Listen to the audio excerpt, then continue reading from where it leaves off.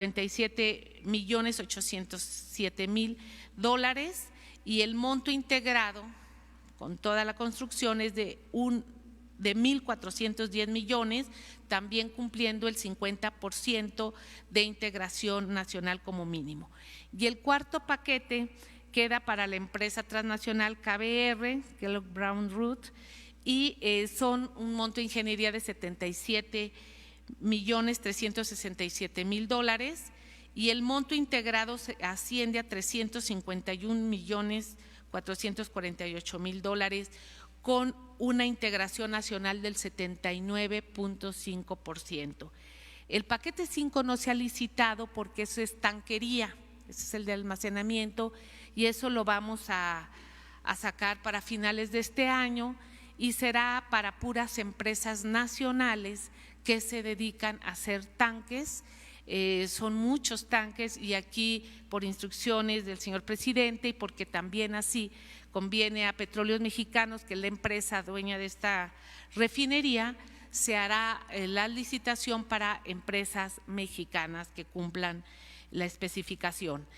Y el sexto paquete, que es el último, que es el de los más importantes porque aquí lleva la integración de toda la refinería, fue para Kellogg Brown Root, para KBR. Esta empresa acaba de terminar una refinería de 360,000 barriles por día, casi de la misma capacidad de nosotros en Arabia Saudita. Y Samsung acaba de terminar hace 2 años una refinería en Vietnam, también con una capacidad muy similar. Y el del paquete 6 que queda para KBR, el monto de ingeniería es de $78.430.000 y ya el integrado es de $1.844 millones con una integración nacional del 85.7%. Esto nos da un total de todos los paquetes de $7.508 millones. Cabe señalar que aquí no está lo que es el acondicionamiento del sitio, que ya lo estamos haciendo, y unos equipos críticos que vamos a comprar. La licitación al pueblo de México le informo que fueron tres empresas como mínimo que participaron en cada etapa, en cada paquete.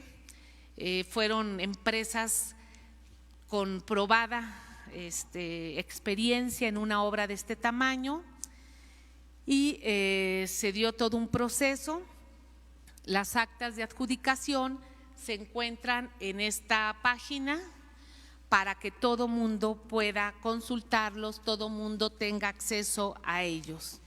Pues esto terminó muy bien, lo que es la fase de adjudicación, y pues hoy prácticamente esta semana los contratos que ya se entregaron, empieza la participación para que empiecen a trabajar el 1 de agosto.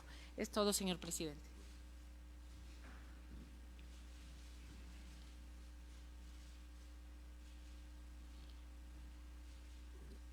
Con su permiso, señor presidente, muy buenos días a todas y a todos. Vamos a dar una exposición con 2 contenidos. El primero es los resultados de la subasta de joyas el día de ayer en Los Pinos, y la segunda parte de la presentación será el resultado de la solicitud que nos hizo el Instituto para devolverle al pueblo robado el señor presidente sobre el destino de los bienes del ciudadano chino-mexicano Chen Li-Yigong. Empezamos con los resultados de la subasta. El día de ayer vendimos 110 lotes de 148. ¿A qué equivale estos 110 lotes? Equivale a 10.302.000 pesos. Fueron alrededor del 74% de los lotes lo que vendimos. No se vendieron los bienes o los lotes de más alto valor, los considerados, si así lo quieren ver, más fifís, el reloj de 2.9 millones de pesos, así como otros relojes, el Jacob & Co., que valía alrededor de 1.1, estaba evaluado como precio inicial. Esos no se vendieron. No obstante, nosotros para el instituto, para devolverle al pueblo robado, lo consideramos como una buena subasta. Al momento de haber vendido 10.3 millones de pesos, fueron más de 10 millones de pesos, que van a ir también, debido a la instrucción del señor presidente, al municipio de Cualcomán, a la rehabilitación de caminos rurales, al municipio de Cualcomán en Michoacán. Ayer tuvimos alrededor de 70 participantes, que fue un muy buen número. Algunos lo hicieron vía telefónica. También comentarles que para los bienes de más alto valor, por ahí recibimos la postulación de algunas personas de comprarlo no en subasta, sino comprarlo mediante otro tipo de mecanismos, los cuales lo estamos evaluando, pero siempre en compañía de la función pública para que todo esto sea acorde a la normatividad y a la ley. Los bienes que no se vendieron, estos bienes de alto valor o estos bienes fifís, por así llamarlos, serán en las próximas subastas, o también buscar mecanismos alternos de cómo venderlos, insisto, siempre de la mano con la función pública. Este tipo de bienes, aquí pueden ver el reloj, el Cartier para mujer, tampoco no se vendió, estaba valuado en alrededor de 900,000 pesos, y todos estos bienes, este fue de 2.9, que tampoco se vendió. Sin embargo, destacar que sí hubo una gran participación de la ciudadanía en aquellos segmentos de precio medio y a un precio de precio menor y de precio medio. Tuvimos un muy buen sobreprecio. Miren, este reloj tampoco fue de los que se vendieron, pero en contraposición o en cambio tuvimos una muy buena aceptación, insisto, en el segmento bajo y mediano. Ahí sí se agotaron, se dio incluso una buena puja, en algunos casos interesante, en algunos casos con un sobrevalor. Por ejemplo, me gustaría citar algunos ejemplos. Un reloj para caballero, marca Patek Philippe, su precio de salida fue 843,000 pesos, la puja al final fue en 1,020,000 pesos con un sobreprecio de 21%. Ahí pueden ver lo que les comento. El reloj para caballero marca Rolex empezó con un valor de 655, él se vendió ese precio inicial. Un lote integrado de anillos para caballero en platino con diamante, igual un precio inicial de 630, no hubo puja y se vendió en 630,000. Otro ejemplo es una pulsera en oro de 18 quilates con plumera adornada, ahí fue un sobreprecio de 160%, empezó 20,000 y terminó vendiéndose en 50,000 pesos. Un último ejemplo es un reloj para caballero marca Corum, con caja y hebilla de oro, ahí también se dio una puja interesante, tuvimos un sobreprecio de 132%. Es decir, al final el valor al cual se vendió este reloj fue más de 200,000 pesos, 202,000 pesos. Entonces, como les comento, para el instituto, para devolverlo al pueblo robado, lo definimos como una buena subasta que dejó más de 10 millones de pesos para el municipio de Cualcomán en Michoacán, para rehabilitación de los caminos. En las próximas semanas, de nueva cuenta, el instituto dará al municipio estos recursos. Obviamente el señor presidente es quien presidirá esta ceremonia y cumpliendo sus instrucciones muy puntuales de devolverle al pueblo lo robado y que sean recursos para municipios de los más pobres del país. Estas subastas con sentido social, estas subastas que su objetivo es transformar bienes que tenían 5, 4, 3, varios años en nuestras bodegas y ahora darle este sentido social que ha sido la instrucción principal del señor presidente de la República. Como lo definimos, pues fue una subasta exitosa. También acorde a la subasta y también por instrucción del señor presidente, iniciamos una exposición para que la gente viera las joyas. La exposición fue de domingo a domingo en el Salón Venustiano Carranza. Me gustaría darle una breve síntesis. Tuvimos una afluencia de más de 11,000 visitantes. El lunes es un día que está cerrado en Los Pinos, a pesar de estar cerrado la gente acudió. El día que más se visitó fue el primer día que se puso la exposición. Y tuvimos una fuerte afluencia de gente interesada en ver las joyas.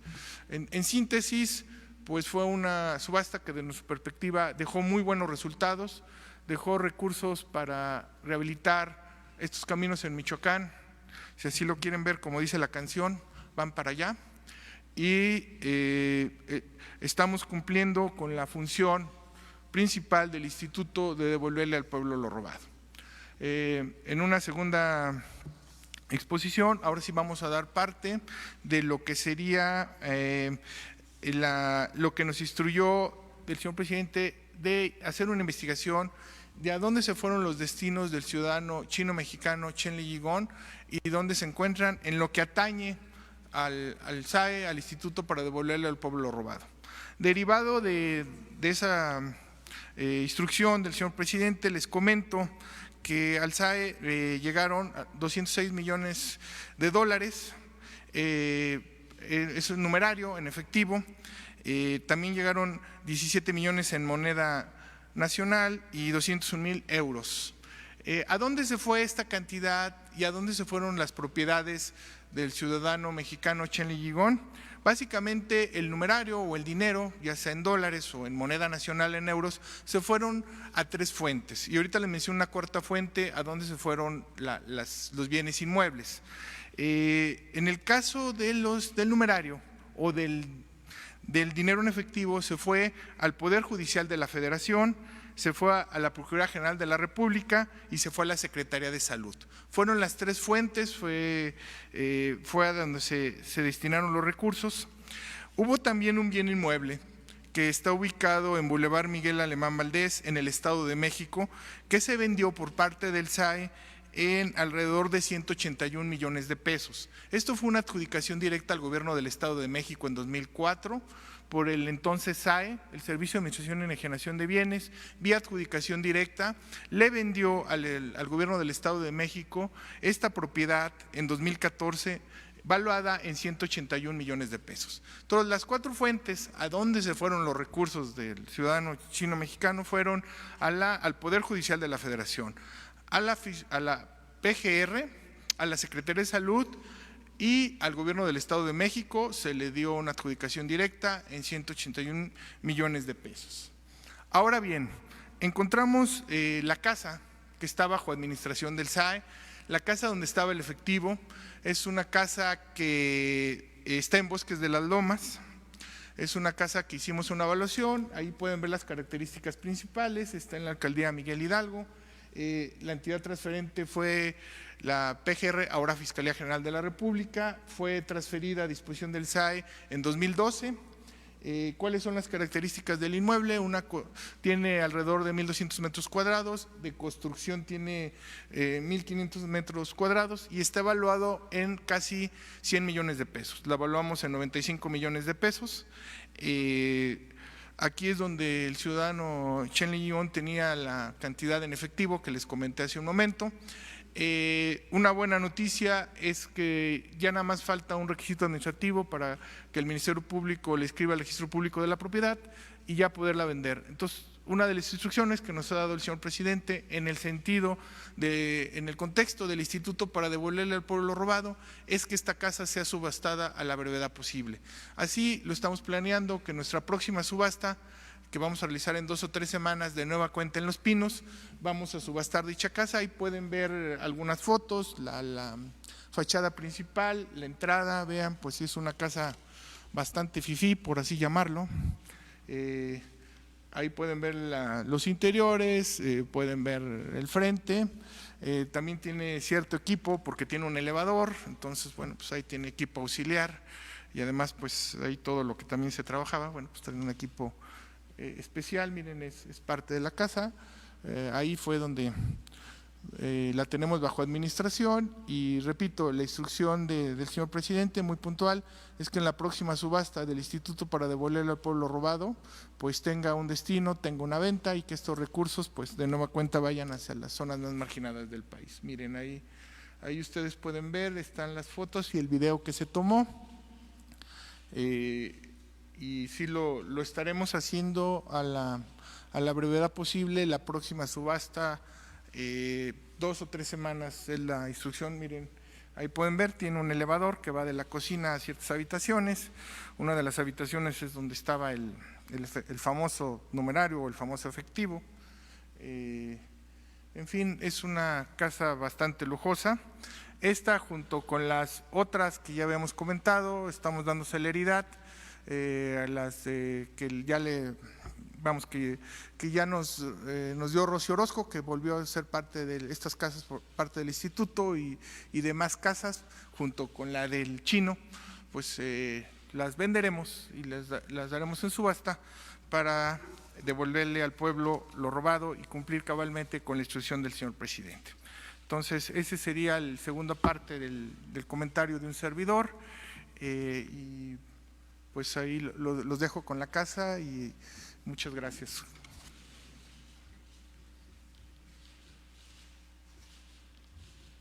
Bueno, pues esto es básicamente lo que queremos informarle al pueblo de México el día de hoy. Agradecerle a Marco Antonio Osorio Bonilla, director del Instituto Mexicano del Petróleo, que nos acompaña, que no lo presentamos.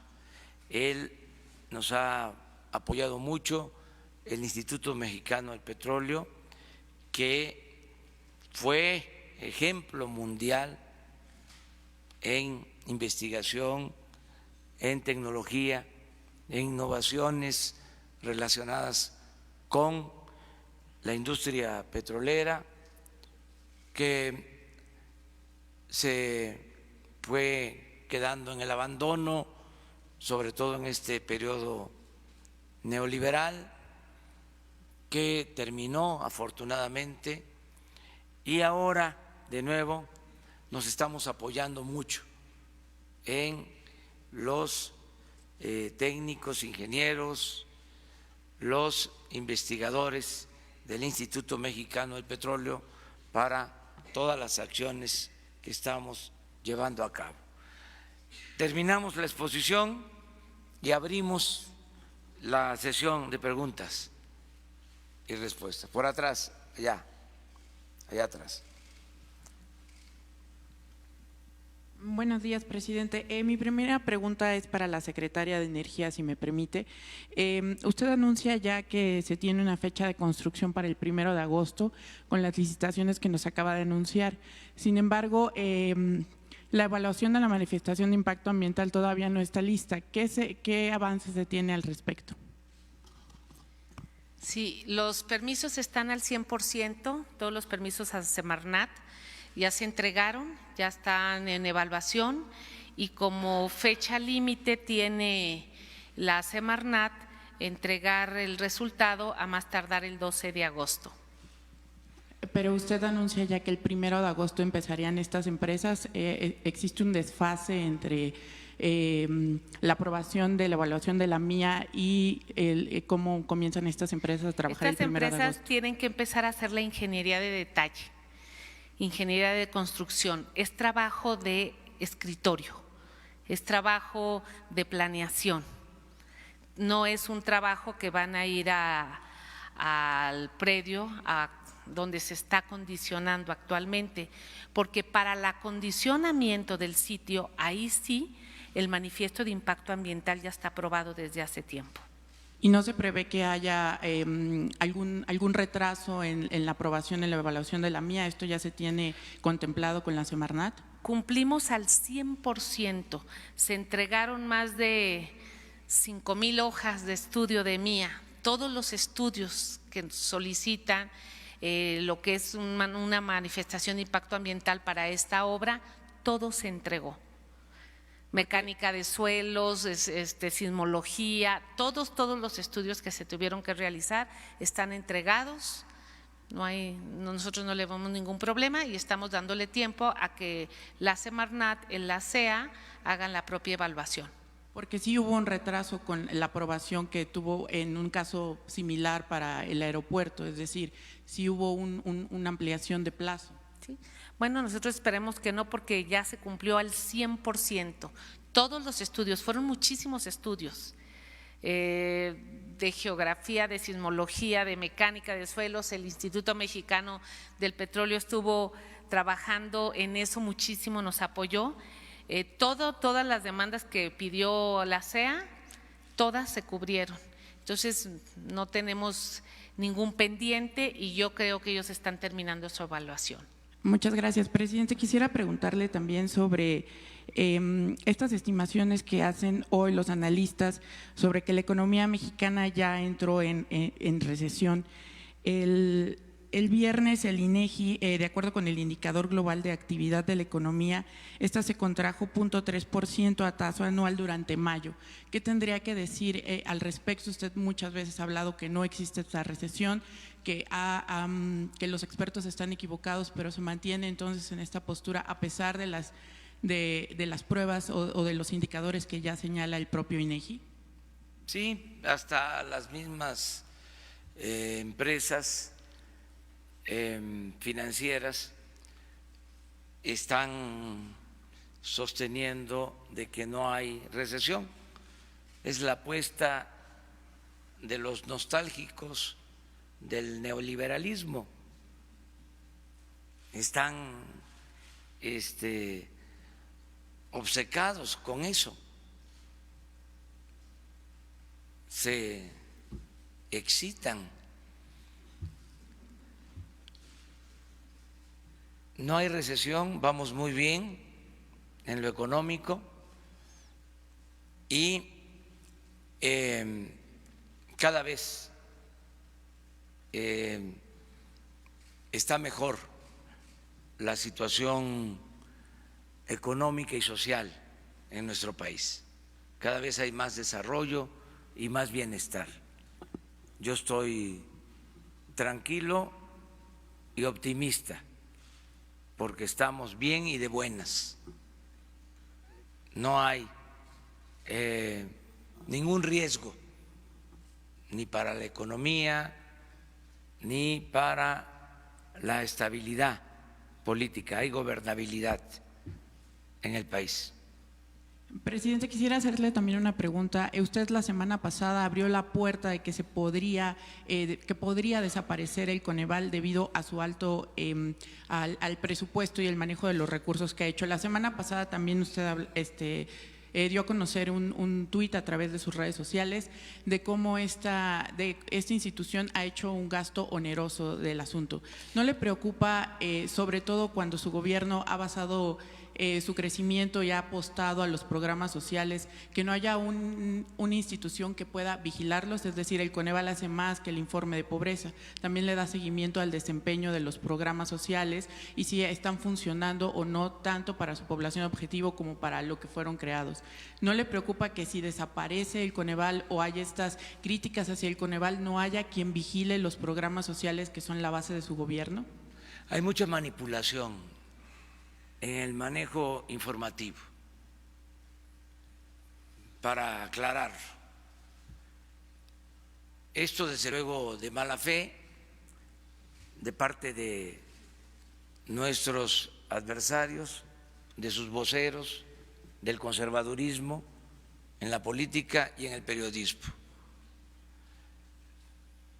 Para aclarar las cosas, un compañero de ustedes aquí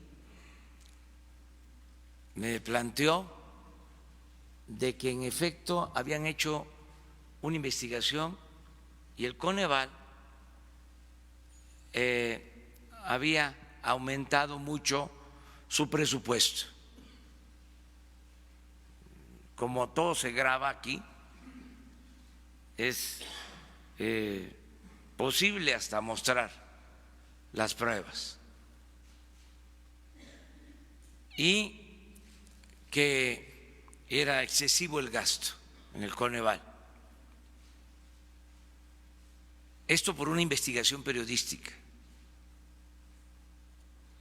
Y de él salió de que si en vez del Coneval, si ya se tenía al INEGI, ¿por qué no la medición la hacía el INEGI? Ojo, mucho ojo,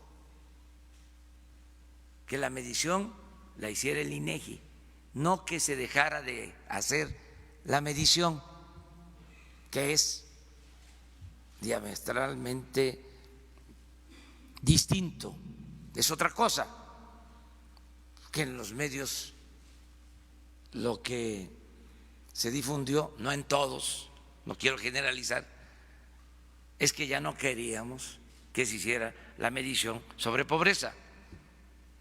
Incluso tú lo estás planteando de esa forma, diciendo que no va a haber medición sobre la pobreza. No, usted sí hablaba que hubiera medición, pero que la hiciera el INEGI. Lo que le planteo también es que el Coneval hace más que esa medición. Como una posibilidad que la hiciera el INEGI. La otra posibilidad, que es por la que se optó, es que siga el Coneval, nada más que con un plan de austeridad. Es decir, primero que haya una renovación, porque el director llevaba 13 años.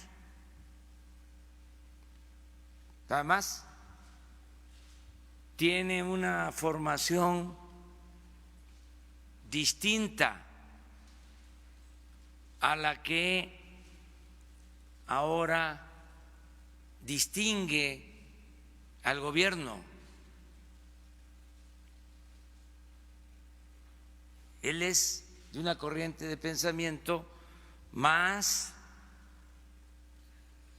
cercana al neoliberalismo. No quiero hablar de las escuelas, ese es un asunto de ustedes, de investigarlo, porque yo tengo que ser también respetuoso de las personas. A veces tengo que dar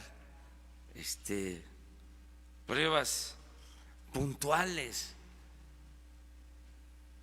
pero les pido que se investigue. Había una escuela que era la que proporcionaba a todos los funcionarios del gobierno durante el periodo neoliberal. Era de donde salían todos los funcionarios del gobierno. Ahí se los dejo de tarea. Bueno, ya no estamos de acuerdo con esa política y no es un asunto ideológico, aclaro. Es que esa política resultó un rotundo fracaso para el país. Todo el periodo neoliberal es con argumentos que hemos decidido abandonar la aplicación de esa política.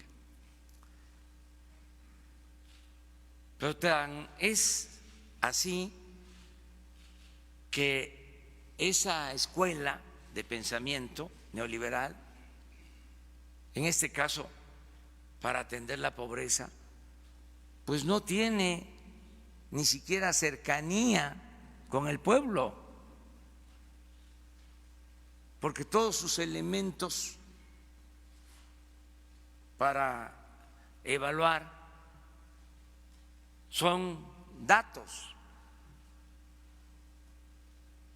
que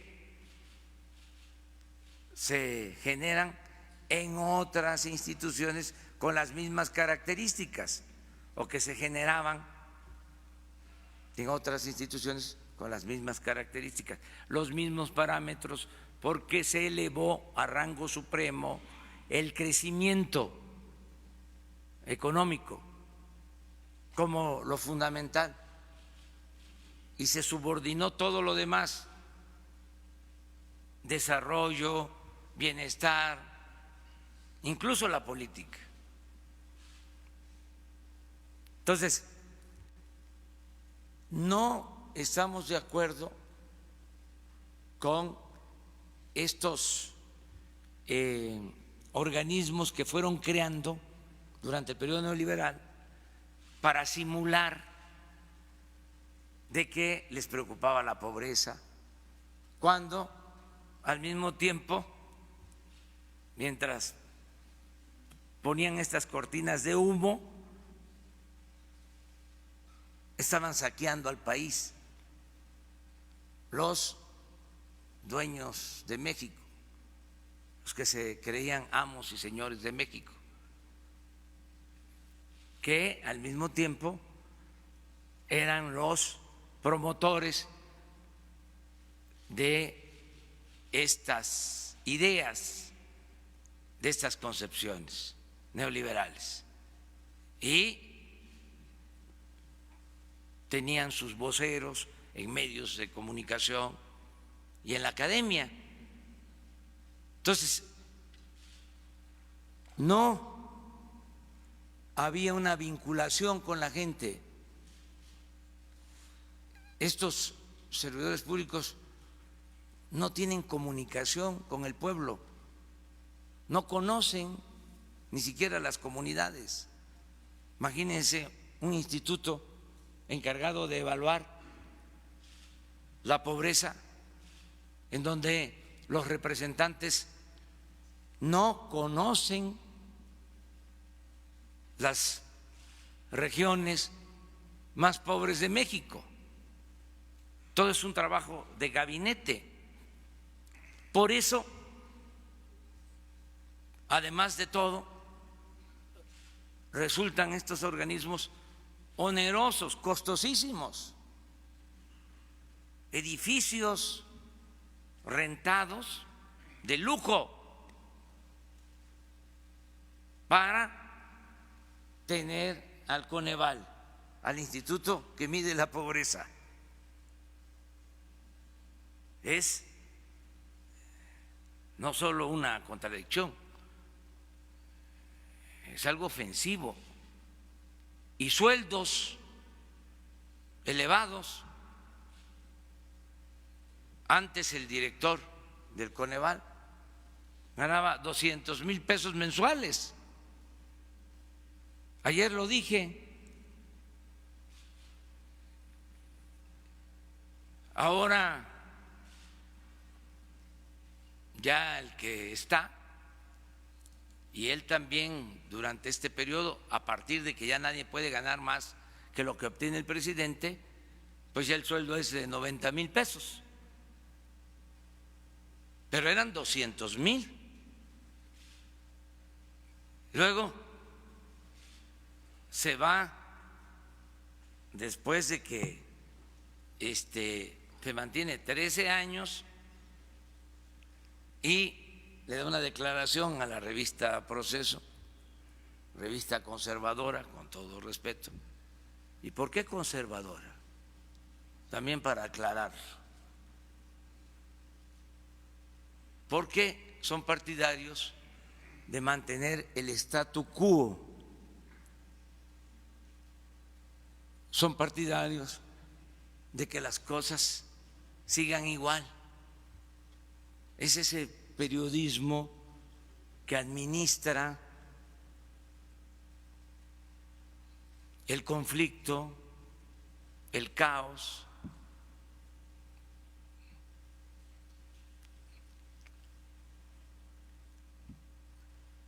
el amarillismo, y que no se propone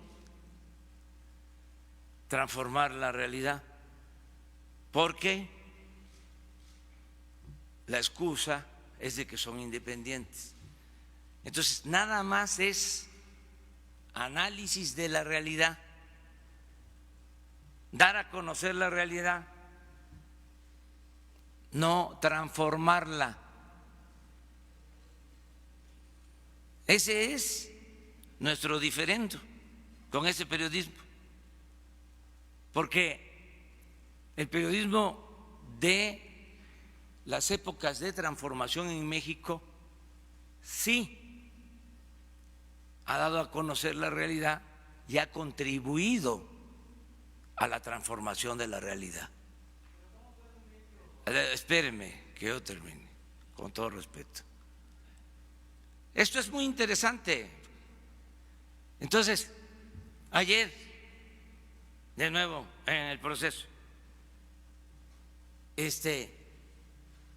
declara a este señor, o se le atribuye la declaración, de que yo estoy incumpliendo mi compromiso de atender a los pobres. porque va a haber austeridad en el Coneval. ¿Qué contesté ayer? Que puedo demostrar que como nunca se están destinando recursos a los pobres y que no somos demagogos, que somos consecuentes. Nunca en la historia del país se habían destinado tantos recursos para atender a la gente humilde, a la gente pobre del país. Entonces, en la revista, en la portada, destacan la incongruencia supuesta de mi parte, de que estoy abandonando mi compromiso de que por el bien de todos, primero los pobres. Miren cómo estará la manipulación de que el mismo señor del Coneval aclaró diciendo que le habían manipulado la declaración.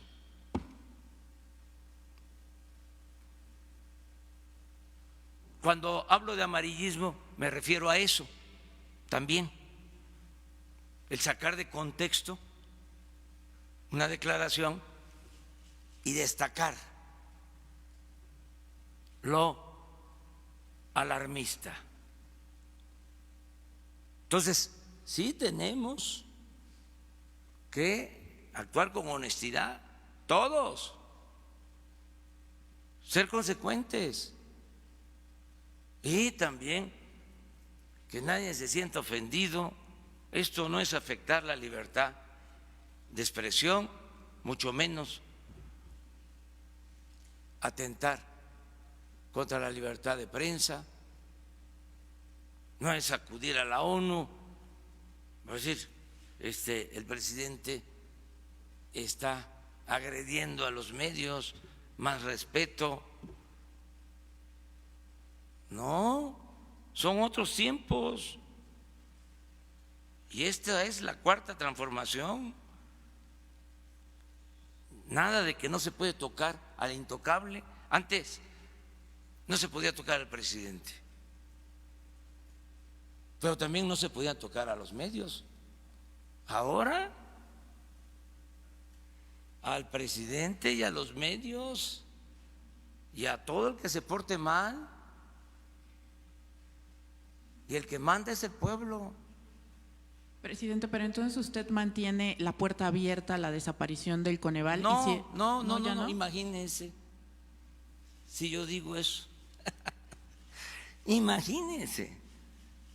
No. Ya se nombró a un director ejecutivo que es un académico de primera de la UNAM,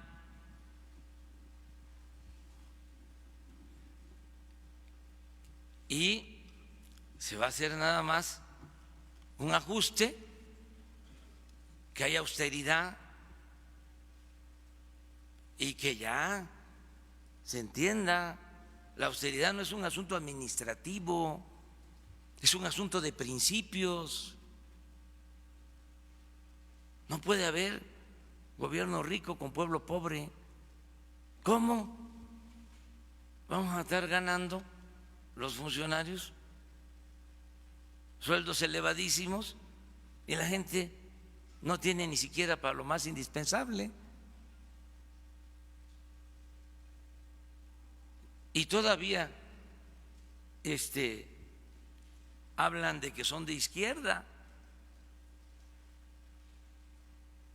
El que le da la espalda al que sufre no es de izquierda. El corrupto no es de izquierda. Todo eso tiene que quedar muy claro. Entonces, qué bien que lo preguntaste, aclarar sobre este tema. y ser respetuosos, en este caso, de instituciones. Es que crearon una constelación de organismos supuestamente independientes. ¿Saben ustedes que en el 2006, como era evidente de que íbamos a ganar la presidencia, el que estaba de secretario de Hacienda propuso la independencia del SAT para que al ganar no pudiéramos manejar la política fiscal, porque les preocupaba, ahora me doy cuenta, les preocupaba porque iban a tener que pagar impuestos los que no pagaban. Era mantener las condonaciones de impuestos. Supuestamente un organismo independiente, autónomo, como el Banco de México, donde no puede el gobierno intervenir, y en el caso del Banco de México tiene una justificación. Además, yo soy respetuoso de la autonomía del Banco de México, pero querían hacer independiente el SAT. En la medida que hacían independientes